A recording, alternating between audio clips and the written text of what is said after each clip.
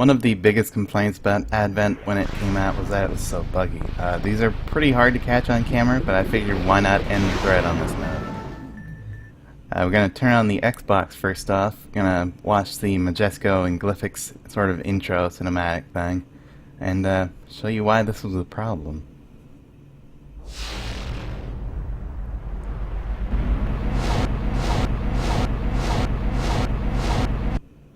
No, that wasn't your computer messing up. That was actually the Xbox almost dying on the intro cinematic.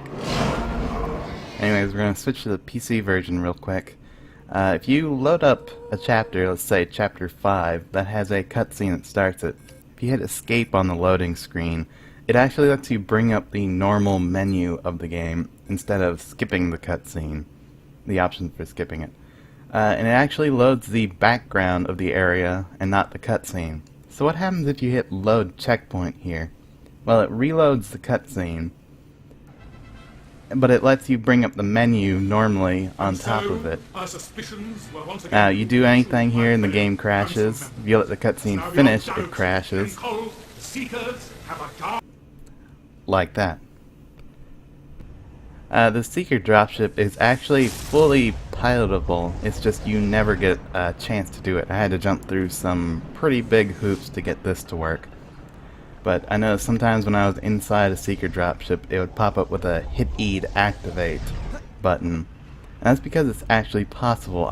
Most of the time, I don't think it's actually possible from the inside with Gideon at normal size. But it is possible. It's somewhere towards the back. Of course, Gideon's pilot seat over there looks pretty comfy. The controls for the Seeker dropship are a little weird.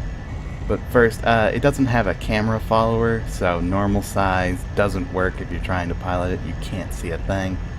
The controls are, I think, right mouse button fires rockets. Left mouse button is some sort of weird altitude adjuster thing. And C drives backwards, which is sort of awkward and not something you expect. And of course, since it was so wily, I ran into this bridge, and I couldn't get it out again.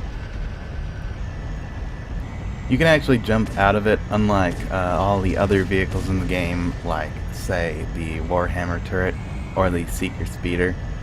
So at some point this was implemented to a degree, but they ended up saying, you know, let's let only the Seekers do it.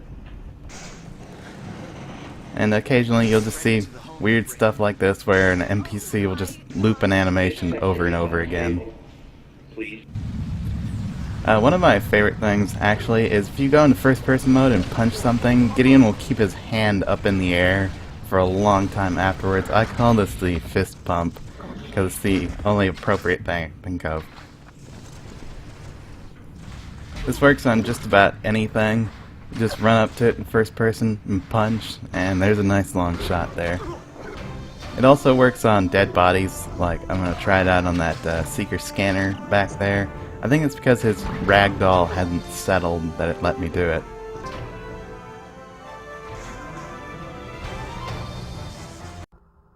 Anyways, here's the infinite charge jump, which is really hard to pull off, and I still don't understand it after all my experimentation. Of course, as soon as I start getting it to work, a Seeker Wolf knocks me off. But as soon as I spawn back in, it acts like I just did a seismic pound. And then it lets me do it again right afterwards. It's kind of complicated. I don't really understand it.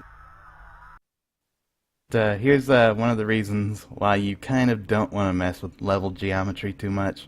If you slam into this bridge, and then, say, climb into the scythe turret, or tell Ethan to climb out of the scythe turret, he's stuck inside the bridge, and he'll never be able to get out. And this works if you jump out at any angle, and now we're stuck inside the bridge.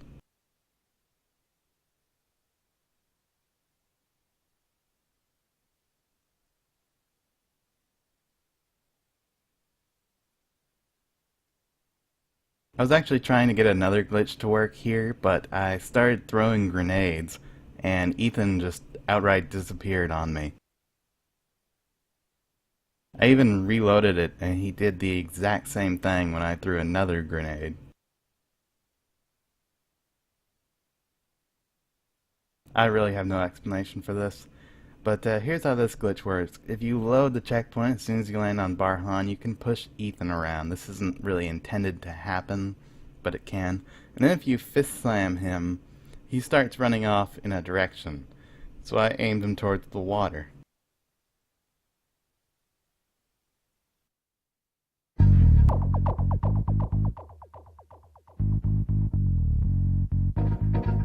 Of course, as soon as he hits the water, he starts flashing red and taking damage, but that doesn't matter to Ethan because he has infinite HP. It takes him a long time, but he reaches the end of the map eventually, and then he starts doing this.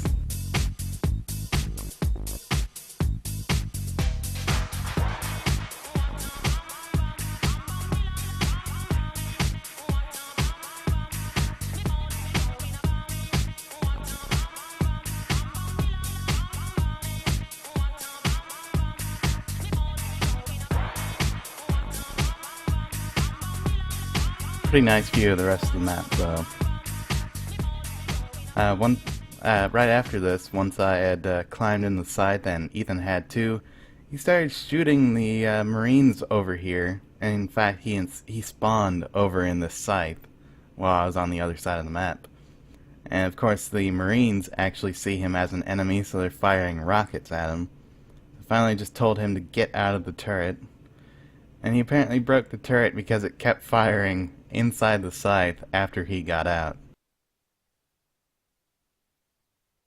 And once I got in, it wouldn't fire at all.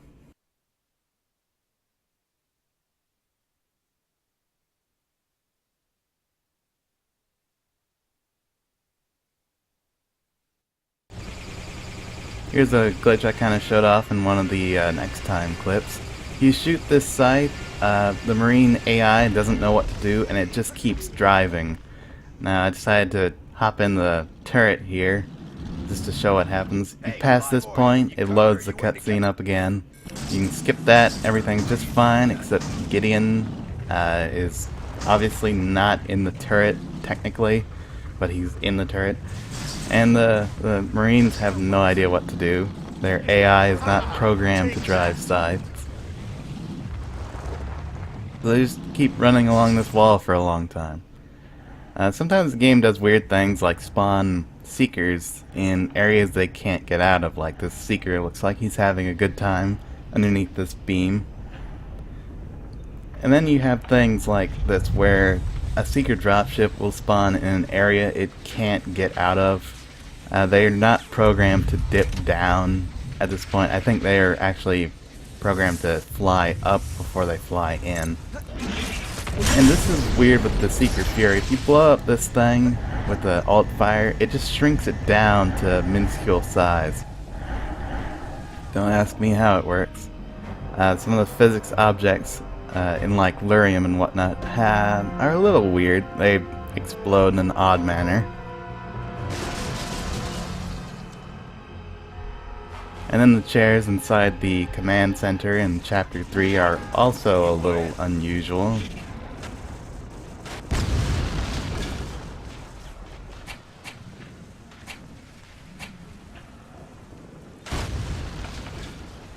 And every physics object you kick in this game damages you to an extent.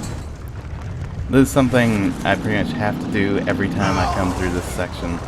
I run over one of these Marines, and one of them always goes into a T-pose. They apparently didn't set him to fall over and die correctly. And as you can see, he's in a T-pose there now.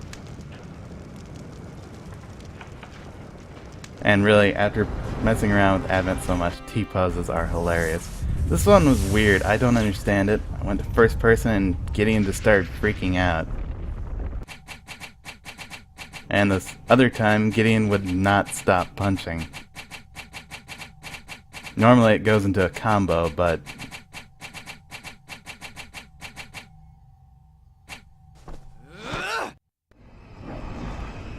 And then AI's messing up. This guy became completely passive for some reason. He wouldn't attack me. He wouldn't go into any other animations. And it's really weird because At first I thought I'd activated the players only, which basically freezes everything else. But if that was so, he wouldn't be shifting all these animations and following me. So this was just the AI completely bugging out to a degree, and it did this for several others too. So this isn't an isolated event. I don't get it. It only happens sometimes. But let's put this guy out of his misery.